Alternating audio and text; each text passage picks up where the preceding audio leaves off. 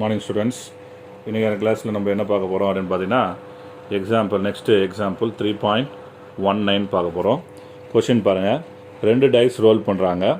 அப்போது find the probability that the sum of outcomes is, sum of the அவுட்கம்ஸ்னால் அந்த ரெண்டுத்தினுடைய சம் ஆட் பண்ணிங்கன்னா ஈக்குவல் டு 4 கிடைக்கணும், கிரேட்டர் தென் 10 இருக்கணும், லெஸ் தென் 13 இருக்கணும்.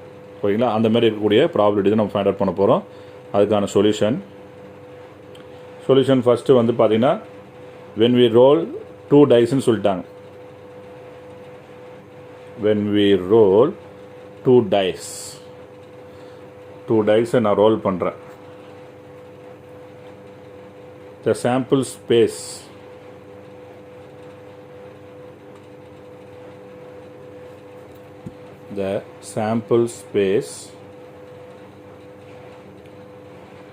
is given by, நம்மளுக்கு சாம்பிள் ஸ்பேஸ் என்ன இருக்கும் ஏற்கனவே இப்போ தான் நம்ம பார்த்தோம் ட்ரீ டயக்ராம் மூலமாக. ஸோ 1,1 இது கண்டிப்பாக நீங்கள் சாம்பிள் ஸ்பேஸு இது ஃபுல்லாக நீங்கள் எழுதி தான் ஆகணும்.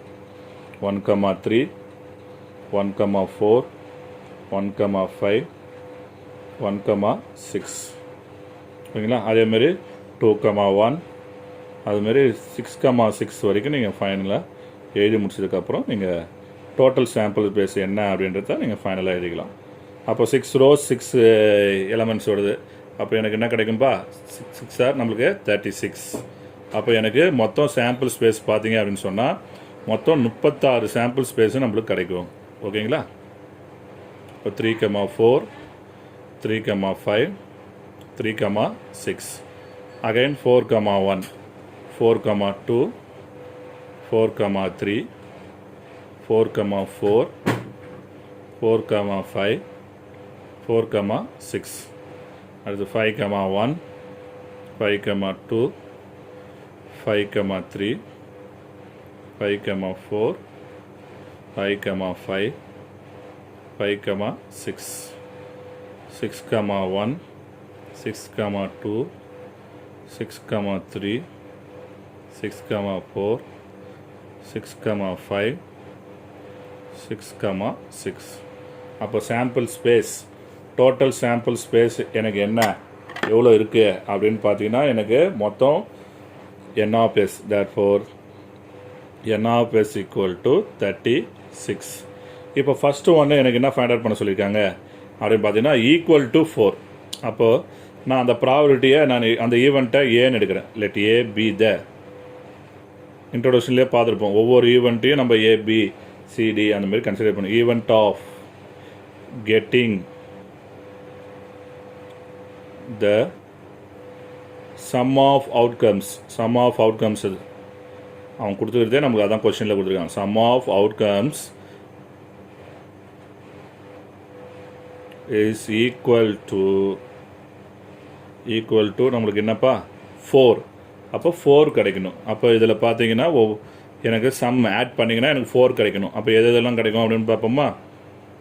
பாருங்கள், இந்த 1,3 இப்படி பாருங்கள் 1,3ங்களா? அப்போ இந்த வியூ மட்டும் எனக்கு கிடைக்கும். பார்த்தீங்கன்னா பாருங்கள் 4 இருக்கிறது பார்த்தீங்கன்னா இந்த 3 தவிர வேறு எது இருக்காது.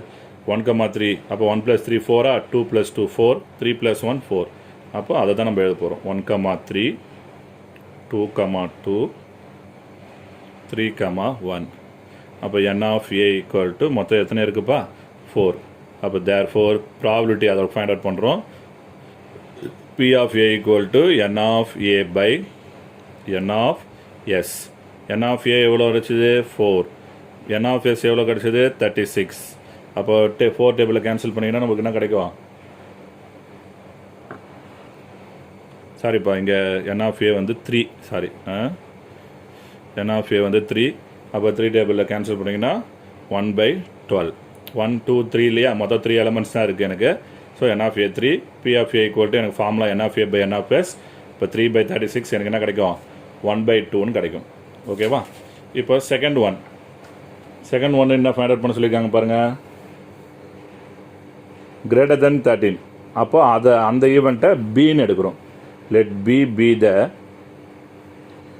event of getting the sum of outcome is greater than 10. 10 விட அதிகமாக இருக்கணும். greater than 10. அப்போது இந்த சாம்பிள் ஸ்பேஸில் நம்ம ஃபைண்ட் அவுட் பண்ணுவோம். இப்போ 10 இருக்கிறதெல்லாம் நம்மளுக்கு பார்த்தீங்கன்னா இங்கே பார்த்தீங்கன்னா தெரியும் 4,6 5,5 6,4. அப்போ இதை விட கிரேட்டர் தானாக இருக்கிறதுனா அப்போ இதுக்கு இந்த பக்கம் இருக்கிறது எல்லாமே நம்மளுக்கு கிரேட்டர் தான். அப்போது இதுதான் நம்ம எழுத போகிறோம். அந்த 5,6 6,5 6,6. அப்போ எனக்கு அந்த பீன்ற எலமெண்ட் வந்து என்னென்ன இருக்கும் 5,6 6,5 6,6. அப்போ எனக்கு n of b வந்து எவ்வளோ இருக்கும்பா, அதுவும் நம்மளுக்கு 3 தான். அப்போ therefore p of b equal to எனக்கு என்ன formula n of b by n of s. இப்போ 3 by n of s எவ்வளோ 36. Again 1 by 12. Probability of the first ஈவெண்ட்டும் நம்மளுக்கு அதான் கிடச்சிது. இப்போ நம்மளுக்கு செகண்டாக கிடைக்கிற அந்த ஈவெண்ட்டும் எனக்கு என்ன கிடைக்குது 1 by 2 1 by 12 கிடைக்குது. இப்போ தேர்ட் ஒன் என்ன கொடுத்தாங்க less than 13. ஓகேங்களா, அதை another event C let C be the event of getting the sum of outcomes is less than 13. Less than 13 கம்மியாக இருக்கிறது எல்லாமே நம்ம எழுத போகிறோம். ஓகேங்களா, அப்போ லெஸ் தென் 13 நம்மளுக்கு என்ன இருக்குது, எனக்கு அதிகபட்சமாகவே எனக்கு பாருங்கள் அந்த சாம்பிள் ஸ்பேஸ்லேயே கடைசியாக நம்ம 6,6 ஆட் பண்ணாவே எனக்கு என்ன தான் வருது 12 தான் வருது. அதிகமாக நம்மளுக்கு 6,6 ஆட் பண்ணாவே எனக்கு 12 தான். அப்போ லெஸ் தென் 13 அப்படின்னு பார்த்தீங்கன்னா இந்த சாம்பிள் ஸ்பேஸ் ஃபுல்லாக எனக்கு வருமா.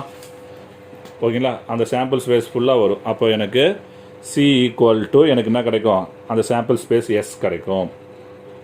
ஓகேங்களா, அப்போ therefore n of c equal to சியோட வேல்யூ நமக்கு என்னது 36. அப்போ p of c equal to n of c by n of s. அப்போ 36 by 36 கிடைக்குமா. அப்போ that is equal to 1. ஓகேங்களா, புரியுதா, அதுதான். அப்போது ஃபஸ்ட்டு வேல்யூ வந்து ஈக்குவல் டு 4 ஃபைண்ட் அவுட் பண்ணோம் சம் வேல்யூ. அப்போ 4னா 1,3 2,2 3,1. அப்போ 3 by 36 1 by 12 பார்த்தோம். அடுத்தது லெஸ் தென் கிரேட்டர் தென் 10 பார்த்தீங்கன்னா அதுவும் நம்மளுக்கு 3 தான் 5,6 6,5 6,6. அதுவும் 3 by 36 1 by 12 கிடைக்குது. சின்ற ஈவெண்ட் வந்து லெஸ் தென் 13 சொல்லியிருக்காங்க. நம்மளுக்கு அதிகபட்சத்தினுடைய கூடுதலே நம்மளுக்கு என்னது 12 தான். அப்போ லெஸ் தென் 13னா இப்போ இது எனக்கு எல்லாமே கிடைக்கும். அப்போ சி செட்டு வந்து எனக்கு என்ன சாம்பிள் ஸ்பேஸ் அப்படியே கிடைக்கும். அப்போ n of c equal to 36 p of c equal to n of c by n of s 36 by 36 1. So videos பிடிச்சிருந்தால் லைக் பண்ணுங்கள், சப்ஸ்கிரைப் பண்ணுங்கள், ஷேர் பண்ணுங்கள். All the best students. Thank you.